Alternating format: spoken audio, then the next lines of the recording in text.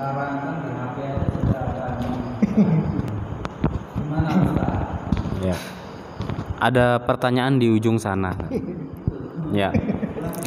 Pertanyaannya adalah apa gunanya menghafal di zaman sekarang? Lawang sekarang di HP ada, kan gitu ya. Nah, itu pernyataan seperti itu tuh seperti apa, Ustaz? Silakan, Pak. Ya, jadi ada pertanyaan ya. Terkadang kan orang bertanya-tanya ya, kenapa sih kita harus menghafalkan Al-Quran?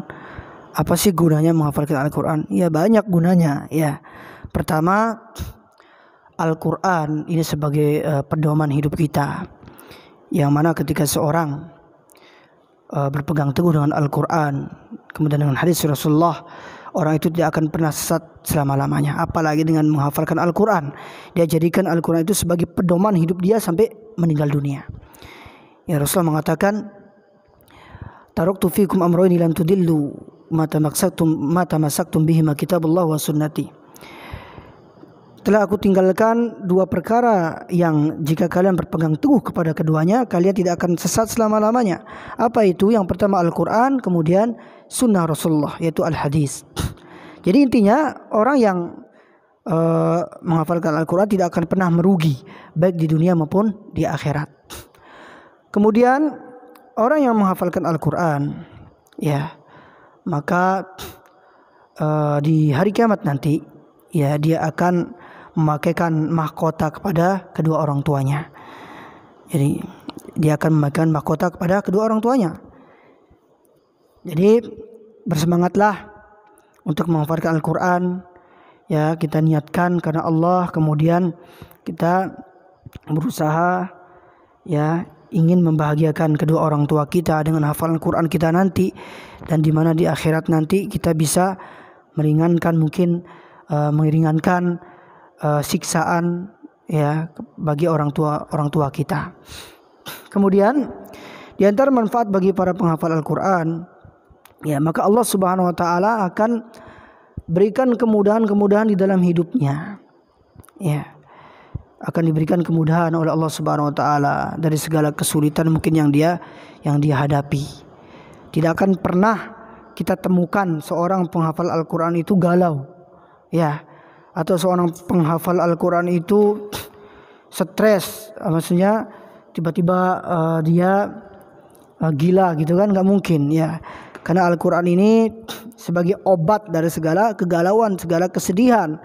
Jadi seperti itu. Apalagi dia hafal Al-Quran. Jadi setiap hari dia jadikan Al-Quran itu ya sebagai rutinitas ibadah dia. Dia selalu murojaah ya. Seperti itu. Jadi orang-orang yang mengatakan apa gunanya menghafal Al-Quran, ya seharusnya dia tidak mengatakan seperti itu, ya. Ya. Jadi intinya kita bersemangat, jangan ikuti omongan orang, ya, terus kita istiqomah di dalam kebaikan, ya, apalagi di dalam menghafalkan Al-Quran. Baik, Ustaz. Barangkali ada pertanyaan. Nah, ini Ustaz Anton, silakan. Nah, gini Ustaz Zikru. Saya pernah mendengar sebuah riwayat, nggak tahu nih sahih apa dhaif apa maudhu' gitu, tentang fadilah menghafal Al-Qur'an itu. Mungkin nih mudah-mudahan sahih ya, karena redaksinya itu sangat luar biasa sekali, dan saya yakin kalau para jamaah pemirsa di rumah itu mendengar hadis ini dan seandainya ini sahih gitu kan riwayatnya ini, saya yakin banyak yang akan memotivasi anak-anaknya untuk menjadi penghafal Quran itu. Jadi ada sebuah riwayat yang saya pernah baca itu, bahwa seorang yang hafal Al-Quran itu dia nanti memiliki di akhirat nanti memiliki hak untuk membatalkan vonis, ya, untuk membatalkan vonis neraka keluarga terdekatnya. Ya. Kalau nggak salah riwayat ini disampaikan atau melalui jalurnya Ali bin Abi Thalib seperti itu. Jadi seorang yang menghafalkan Al-Quran nanti di hari kiamat nanti memiliki hak untuk membatalkan vonis atau bisa mengeluarkan orang-orang terdekatnya dalam keluarga intinya itu dari neraka, seperti itu disebutkan di riwayat itu 10 orang ya, 10 orang keluarga terdekatnya itu bisa dia keluarkan dari neraka. Kenapa? Karena fadilah menghafal Quran itu. Itu pertanyaan pertama. Pertanyaan keduanya, kalau seandainya itu sahih, ya, itu yang punya hak istimewa seperti itu mengeluarkan anggota keluarganya 10 orang dari neraka itu apakah yang kategori hafal Quran lengkap 30 juz macam antum, atau cuman selama seumur hidup tuh ya mampunya cuman 3 juz atau setengah juz kayak saya mungkin gitu kan, seperti itu Ustaz gitu. Mungkin monggo dijawab Ustaz. Baik Ustaz, ini ada 2 pertanyaan dari Ustaz Anton. Jadi pertanyaan pertama itu, kalimat populernya itu seorang hafiz Quran itu memiliki 10 tiket Ustaz. Jadi dia bisa membebaskan atau membatalkan vonis hatta seseorang itu sudah ada di neraka. Jadi dengan tiket itu orang itu terselamatkan. Jadi dapat 10 tiket. Kemudian pertanyaan yang kedua, apakah itu berlaku jika tidak 30 juz Ustaz? Atau juga 30 juz tapi hafalannya nggak sempurna atau seperti apa? Apakah redaksinya itu harus 30 juz dan hafal sempurna? Nah, seperti itu Ustaz. Nah, katanya tadi Ustaz Anton cuma hafal setengah Al-Qur'an katanya. Masyaallah, tabarakallah Ustaz. Ustaz silakan Ustaz. Ya, Allah alam bisawab ya. Saya tidak hafal riwayatnya itu. Ya, intinya ya orang yang menghafalkan Al-Qur'an itu mungkin bisa dicari lagi Ustaz, saya nggak hafal riwayatnya. Dan ada beberapa keutamaan bagi para penghafal Al-Quran yang saya tahu ya. Di antara riwayatnya, ketika seorang menghafalkan Al-Quran di hari kiamat nanti, ya kedudukan para penghafal Al-Quran itu sesuai dengan banyaknya ayat yang dia hafal. Ya, berapa ayat yang dihafal, ya sampai situlah kedudukan dia di dalam surga. Hadisnya dari Abdullah bin Amr radhiyallahu anhuma, Nabi sallallahu alaihi wasallam bersabda, ya hadis ini hadis riwayat Abu Daud, At-Tirmidzi dan disahihkan oleh Syekh Albani. Ini yang hadisnya yang disahihkan oleh Syekh Albani.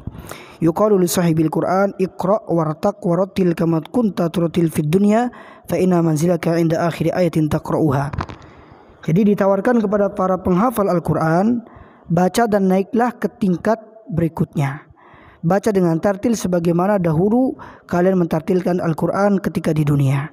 Karena kedudukanmu di surga setingkat dengan banyaknya ayat yang kamu hafal. Jadi ini yang saya tahu ya. Kemudian keutamaan para penghafal Al-Quran yang lainnya,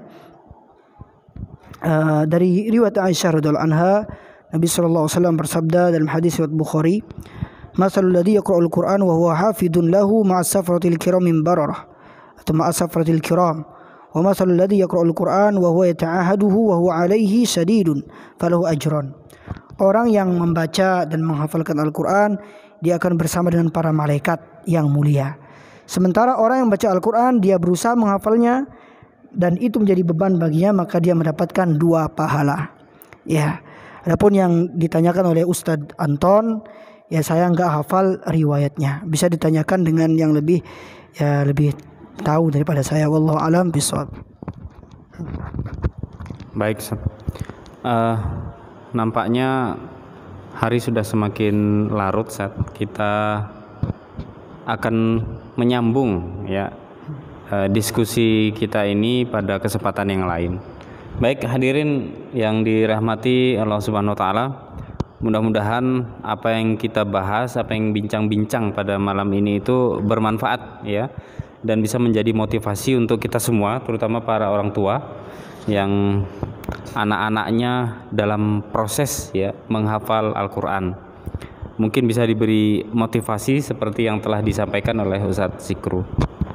Baiklah, karena waktu jualah yang memisahkan kita, ya kita tutup majelis kita pada malam hari ini dengan membaca bacaan hamdalah dan doa kafaratul majelis.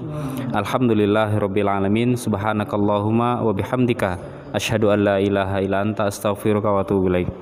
Jazakallahu khairan. wa barakallahu fik. Assalamualaikum warahmatullahi wabarakatuh.